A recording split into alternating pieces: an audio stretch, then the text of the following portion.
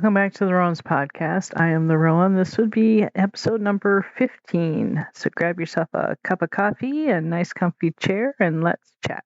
I myself am eating some nice cold ice cream, vanilla ice cream, because I am in a mood today.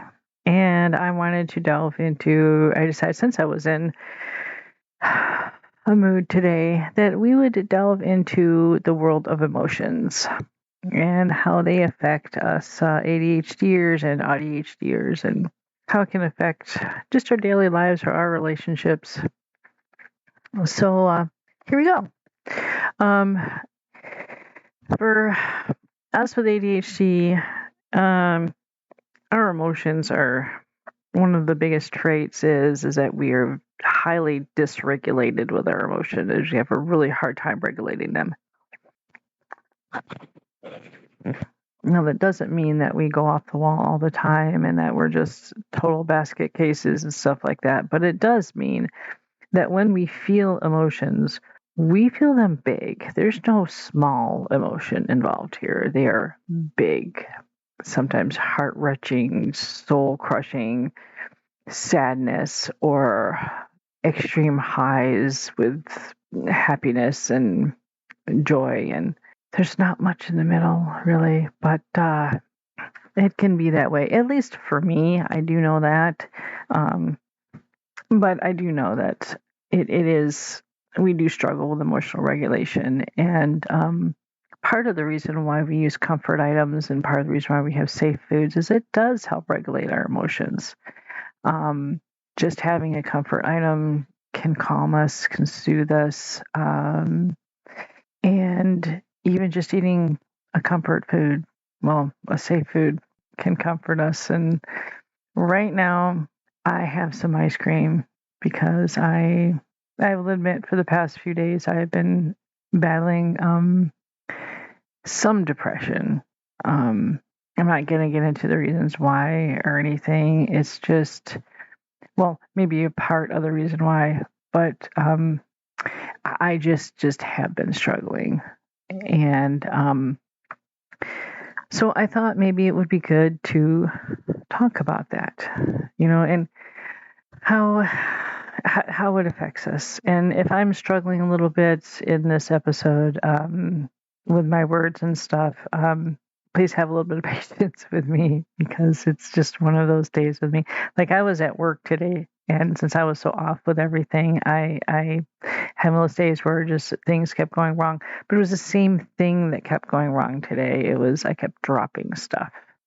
And I managed to break open a jug of juice that went everywhere, and it took me a while to clean that up because I had customers and I had to find all the stuff that I needed to clean it up with, and it was just a mess. But I didn't really get any on myself, so that was a good thing. I probably would have been really depressed had I done that. And then it just seemed like a bunch of other stuff, I would drop and stuff, and thankfully nothing else broke. But I mean, all day long, like even when I got home, I was dropping stuff. So it just was one of those days. But that's not why I was feeling depressed. But so just like a comfort item can, help us feel better and help us whatever, and or doing certain things like I delve into, like today, I delved into some music.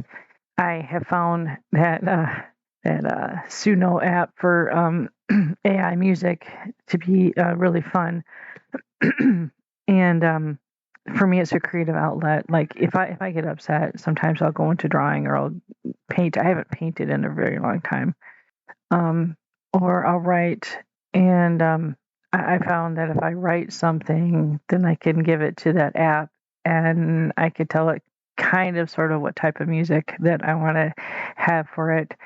And well, actually, you can get kind of specific, really, if you want to. And it'll take your words and make like a song for you. So if I am lucky enough, I am hoping that I'll be able to add that song onto the end of this podcast so y'all can listen to it. the words that I wrote, it's called Depression's Call. And I had wrote a poem like a long time ago, uh, a poem or statement, I guess, towards depression and about depression, and basically how it felt, what I envisioned it to be, like symbolically, you know. And I wanted to write to have a song written on it, but I don't know where that exact poem is. So I wrote a new one, which has the basic same ideas on it, but it has a little bit of the ending is a little bit more upbeat. Well, not upbeat, but a little bit more positive, you know. Um, so I put it to music, and then I used the Edits app for Instagram, and and I also used Meta AI to get me some pictures, some images to put on there, and then I used Edit to put it all together, the music, the pictures, and everything together. So, and I made a reel and I put it on Instagram and I put it on Facebook, but just because I wanted to share it, and I wanted to share it on this too. Because I think maybe it can help. It just, for me, it, it just helped me get my mood kind of into something that's tangible and not just something that's building up into like this really big ball inside of me and it's just pain.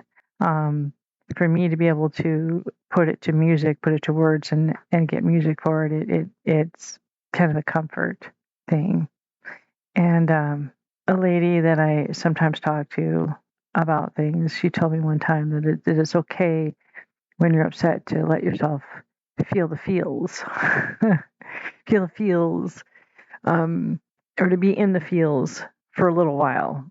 She said, just let yourself be in the feels, and then set a time limit. She's saying like set a time. Okay, I'm going to be in the feels for this amount of time, and then I'm just going to go on and just set it aside and go on. Me, I do not know how to do that part. Like, how can you just shut that off and just go on with your day? Um, I suspect she's neurotypical, so that's probably why she can do that. Um, for us, I really don't think that's even possible. We need to feel the feels until they're felt. all, all the way out to their uttermost end, and then we need to evaluate them and figure, it's, at least for me, it is that way. But um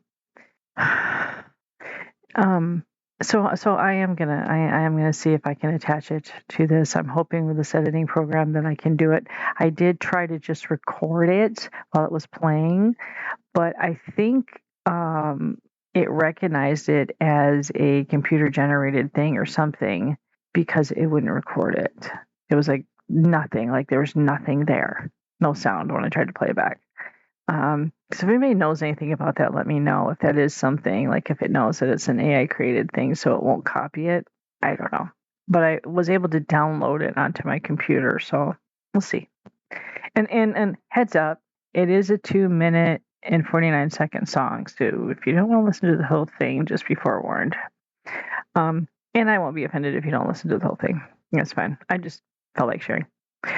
But oh, my ice cream's melting. Hang on. So I wanted to discuss how emotions and shutdowns and meltdowns, how they all intertwine, because obviously shutdown can be triggered by overwhelming things, lights, sounds, noise, people, too much information, things like that. But really, I think what it boils down to is that you're overwhelmed. So then your whole body and your emotions has just gotten to the point to where you're going to do one or two things. You're either going to shut completely down just to get away from all that emotion, so you don't feel anything. Just completely. I'm not going to say you don't feel anything because it's not exactly true, but you kind of wall off a part of yourself. Okay, when you go into the shutdown, or if you're in a meltdown, you're just letting those emotions explode. And I do want to talk about explosive emotions in a little bit here. But for me, like the other day, I wasn't having a good day. Now this isn't the total summation of why I'm in a depressive mood. This is just something extra that was onto it. But I had got up in the morning and I had a lot of admin to do around the house. Not by admin is what I mean is like basically household, the business end of running a household, like doing, taking care of bills, making appointments, getting prescriptions refilled, things like that. Like the phone calls and the, scheduling and stuff like that. Well, during the process of doing all that in the morning, I had one problem after the other, miscommunication with the doctors, where the pills were going, or the prescriptions were going. And it took me hours to get that straightened out. There was just other things, other phone calls, other issues and stuff like that. And for me to do phone calls for me, see, I'm the one here at the house that does most of this stuff. He does not, because he's at work during business hours of most businesses. So he can't. So it's left to me because I don't work full time. And so I take care of that. But it is, I've never really talked to him about this, and I probably should, but it is immensely hard for me to do these things.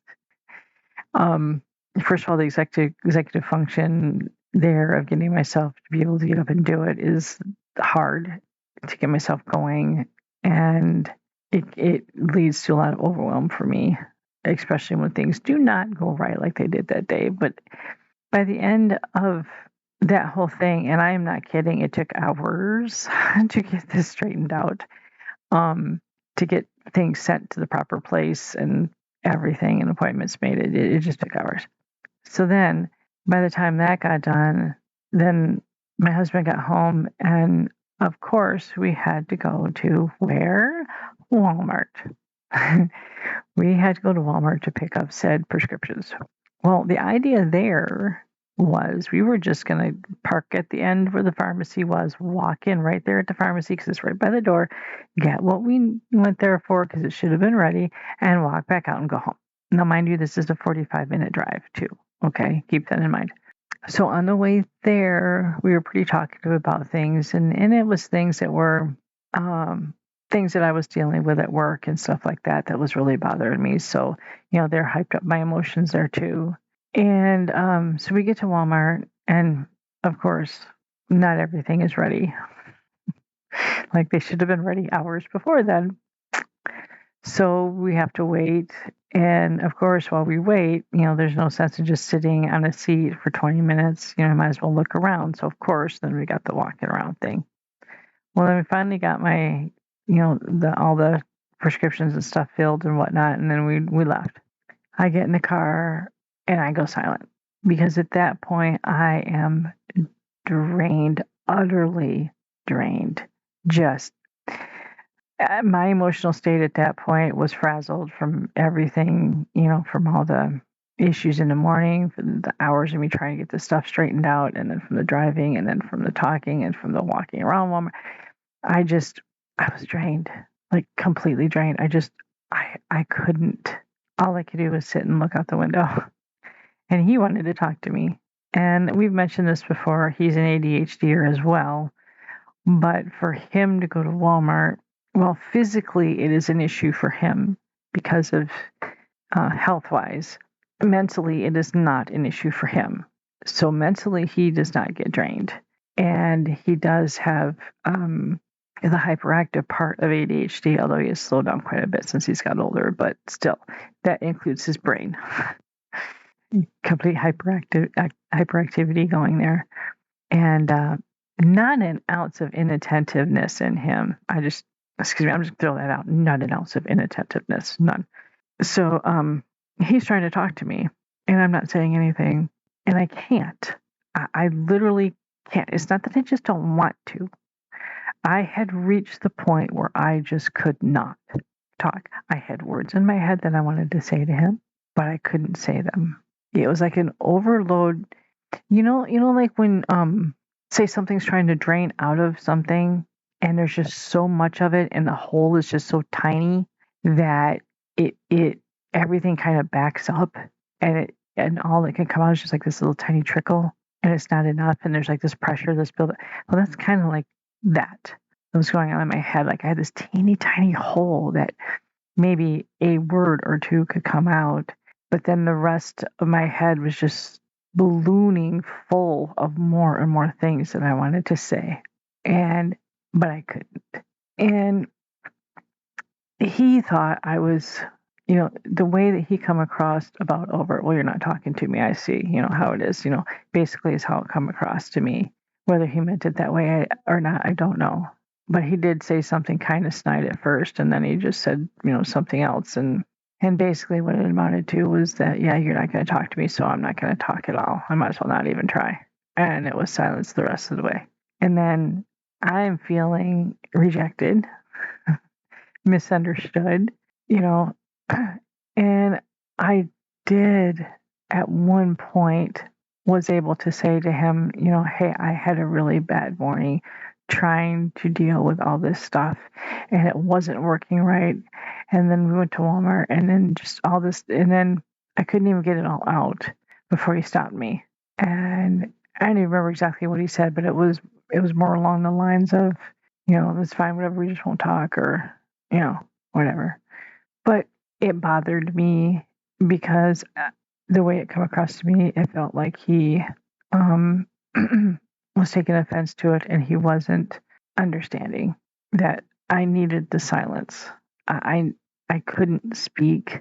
I couldn't have a conversation with him.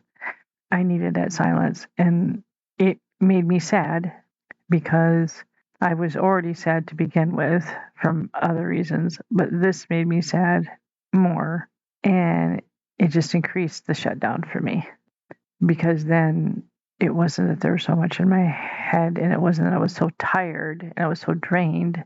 It was, no, I was sad because I was feeling rejected because of the way it came across to me, whether he meant it that way or not. Like I said, I'm not sure if I have the RSD, rejection sensitivity dysphoria, or not. I don't know. I would like to have my therapist look into that for me, but it's like, I don't know. I do know that I feel rejection very deeply when I get any negativity from him.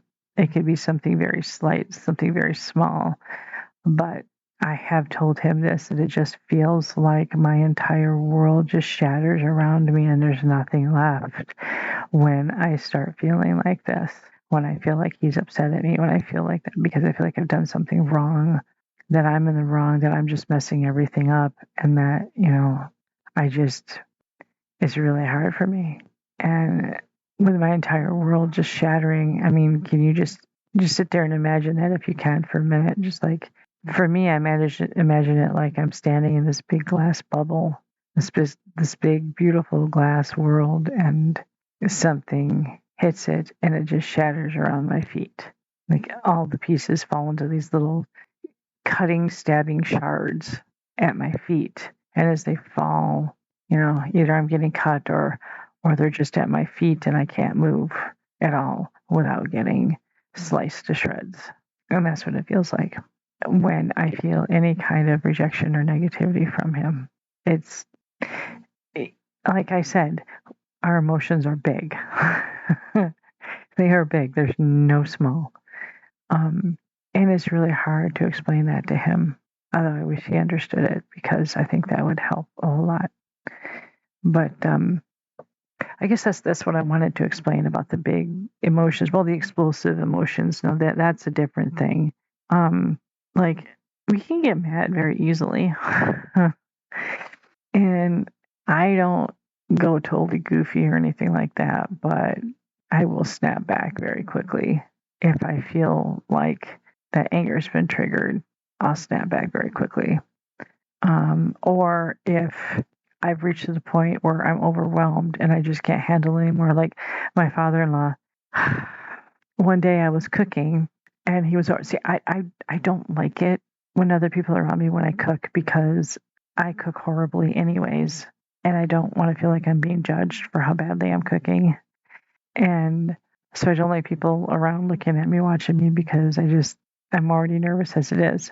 Well, my father-in-law was over and I was cooking and he was in the kitchen and he was giving me advice, and he meant very well. He wasn't being mean at all. He was being kind, and he was, he meant very well.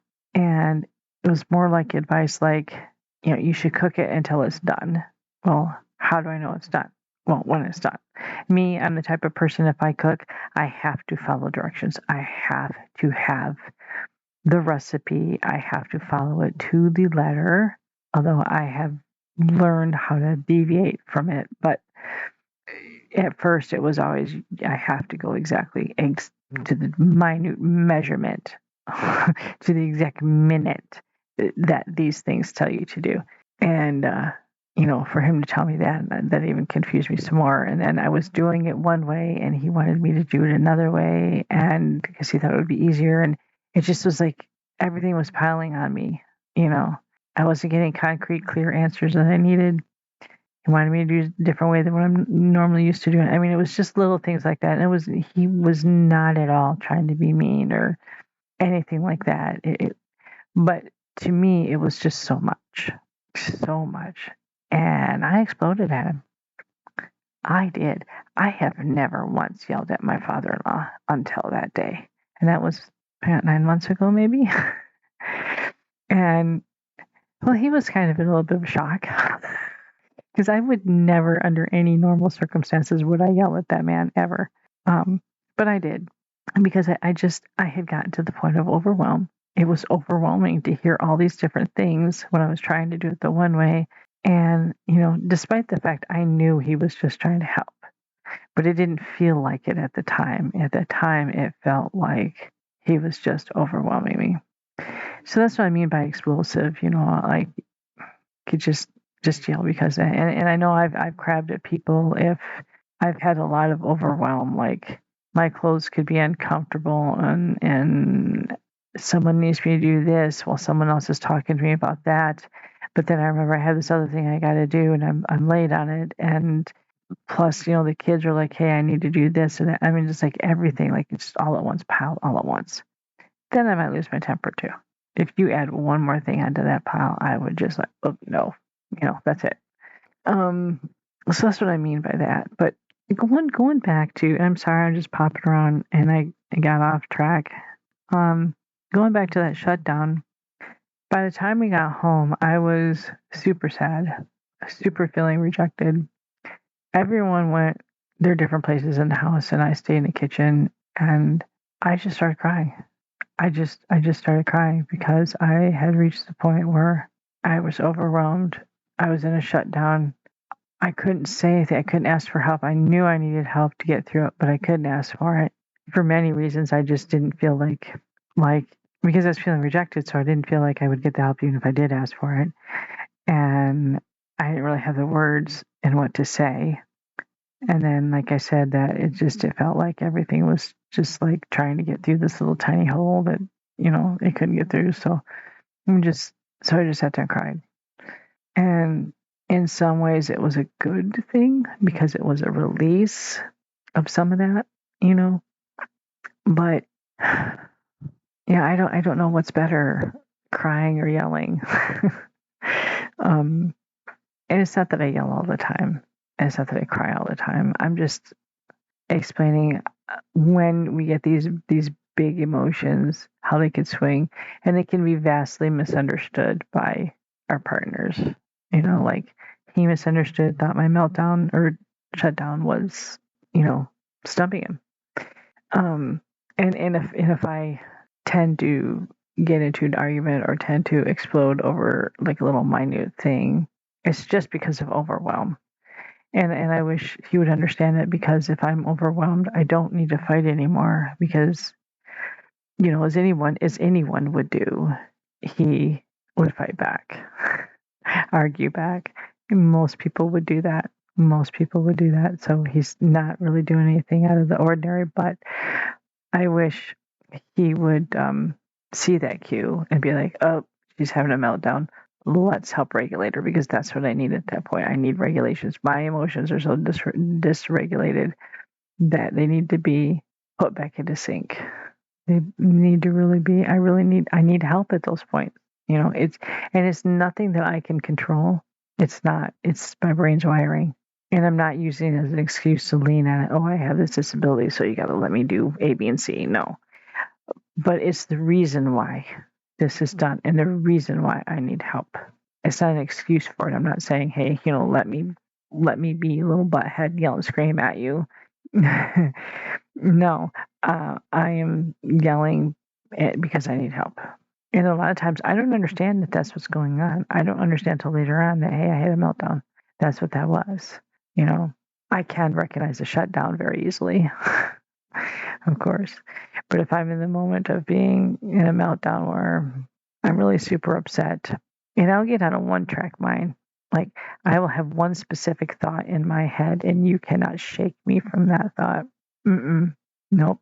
When my husband was on as a guest, and he had said something about it was not fun pushing somebody to their breaking point. It's not a good thing, just to help them. Yeah. Sometimes that has to be done. Like my son Buddy, when he was younger, his therapist told us that you have to push him to the point of tears. Get him upset. Like when he gets into that meltdown, get him upset to that point. Because she said once he starts crying, you will have broken through that. And when he calms down, you will be able to talk to him. And it worked like a charm every single time. And we weren't being mean to him. It was not like we were being mean purposely to get him to cry. But we would argue back with him and maybe say a couple of things that might get him even more mad, just so that he would reach the point of tears. And man, that does sound really bad. But we were doing it on the advice of the therapist, and it was never anything hurtful or harmful to him. Nothing that was degrading or anything like that. But had to get to that point where he would cry, get him angry enough, and then he would break and he would cry. And then we could sit down with him and have a meaningful one-on-one or couple parents in one, talk. And we would actually get some really good work done at that point because he would be with it. He would be out of that 5-year-old, 6-year-old mentality. He would have snapped back into his proper age, and he would be listening, and he would learn. And we would learn from him too, because at that point, he would be able to function enough to where all those emotions were drained, and all that was left was his brain being able to focus and be able to speak to us and tell us. So then we got to, it was meaningful. It was good. And man, I know it doesn't sound good. He's 20 some years old right now. So, but it doesn't sound good. It sounds like we did something horrible, but we didn't. We did it on the advice of the therapist, and we did it in the proper manner. If such a thing can be said as proper. I know it probably won't set well with a lot of you, but my husband has learned to do that with me. It's something he started recently, and it is not fun for either of us. But once I reach that point, then he can break that, because I will have a one-track mind. I am not kidding you. Yeah, I just, it's like, it's this thing. It's not even like a single solitary degree this way or that way. It is this way, and that is it. This is what I'm thinking. This is what I believe. You will never, ever, ever, ever, ever change my mind on this. It will never be anything different. This is the way it is, and, no matter what. And I honestly, when I'm in those moods, I cannot see any other option. There is no other option. That is the only thing. There really is no, it doesn't exist. It does not exist. And it hurts just to think about the fact that you are trying to get me to think that there's something else. It's just no. And once I get to that point where he gets me, then I can see, oh, it's like a door opens up, or a window, or someone opens a curtain, or something. Just whatever they open up, I can see now. Like, oh, I'm wrong. Yeah, there is something else, So those are interesting times. But my whole point in all of this is that we do have big feels, big emotions. That I think I'm convinced that's why a lot of us have been diagnosed with bipolar. because we do have these big emotions, and they could be maybe considered as mood swings and stuff, and but they're not, and we're not bipolar. We don't have, whatever. Like my husband says that my moods all have different personalities, and it depends on what mood I am is what my personality is. Well, of course, everyone, if you're in a good mood, you're going to have a happy personality. If you're in a bad mood, you're going to have a sad personality. You're going to be grumpy, you know. Um, so, but I have a wide range. I wonder what the thought just come to my mind. Like, I wonder what he would name each one of those foods. Type of name they would have. And he says he never knows which mood he's going to get on what day, and and throughout the day. And that is true. I could go to work feeling really, really sad and depressed, and I get into work and I start work, and then I'm just like much better until something happens, and then I'm bad again, feeling upset again or something. But then again, that's everybody really that does that. But the different moods and stuff is not a uniquely neurodivergent, but feeling them so deeply as we do is a divergent thing. And it is kind of complex, really, when you think about it. But I don't think it's a bad thing. I think there's a reason for it. I think there's a reason why God created us this way. But I have yet to find it. Doesn't mean it's not there. But there's got to be a reason. I mean, maybe because we feel things so intensely, maybe we're good for other people to talk to. Good for us to understand, how other people are feeling and thinking. And I don't know. But my point about all this is that none of us should feel ashamed for how we feel. None of us should feel ashamed for how we are reacting to certain circumstances or stimulus or being overstimulated or just feeling what we do feel, because we deserve the right to be able to feel. We deserve the right to know who we are and how we react. And it's nothing to be ashamed of. Like my friend says, just feel the feels. Feel the feels for a little while. There's nothing wrong in that. But she sets a timer on it. I would have no clue on how to do that. So however you want to do it, it's fine. I am so sorry. I am very sleepy. But like I said before, I have been pretty depressed over the past week, over some things. And like I said, I won't get into, but I did write that poem and had set to music. So I am going to attach it. And here while I'm talking, I totally forgot that I was chatting with my friend Sue. And she has sent me a message, and I have not looked at it yet. And I just realized I just was chatting with her. So Sue, when you do listen to this, just know that I got sidetracked and I totally forgot. Out of sight, out of mind thing. Because the screen went dark on my phone and I wasn't, I forgot that we were talking. So I do care about you, my friend. And I did just send you a reaction to that video you sent me. So there you go. But anyways, I am going to attach that. I'm going to try to attach that song on the end of it. If it is not on the end of this, then just know that I failed miserably. And at another point, I will attach it. But it is almost exactly how I envision depression, and I think the AI music creator did a really, really good job of getting the right type of melody to add to it. So I'm gonna attempt to attach it. Hopefully it'll be here. If it's not, then I'm sorry, and we will try it on another day. But I hope every one of you know that you are loved and you matter. And I do appreciate you listening to me rambling. You all are amazing, and thank you so much. And please excuse the length of it. I appreciate every one of you. So have a blessed day, and I will add the song after I say this. More later. Now I'm adding the song.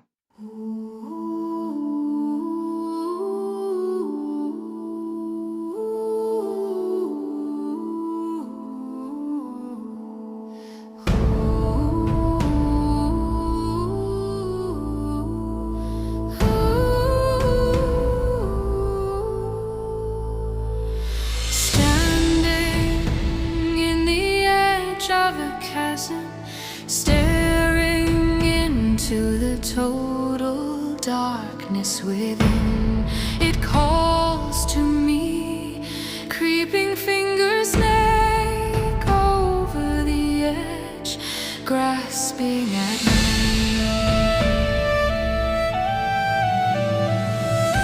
Trying to close over my heart, the chasm calls, but I've been to that edge before. I've heard that sirens call. I fought you before you almost destroyed me, but I grasped onto a thread. I anchored that single strand to hope, desperation lending me strength. I pull myself free from your icy fingers. No more, never again. I cry.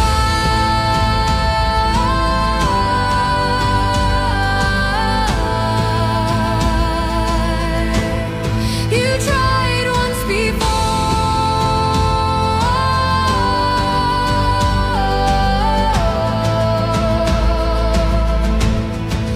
whispering promises of sanctuary. I saw only darkness and pain in your hands. You tried and you lost. Never again I cry.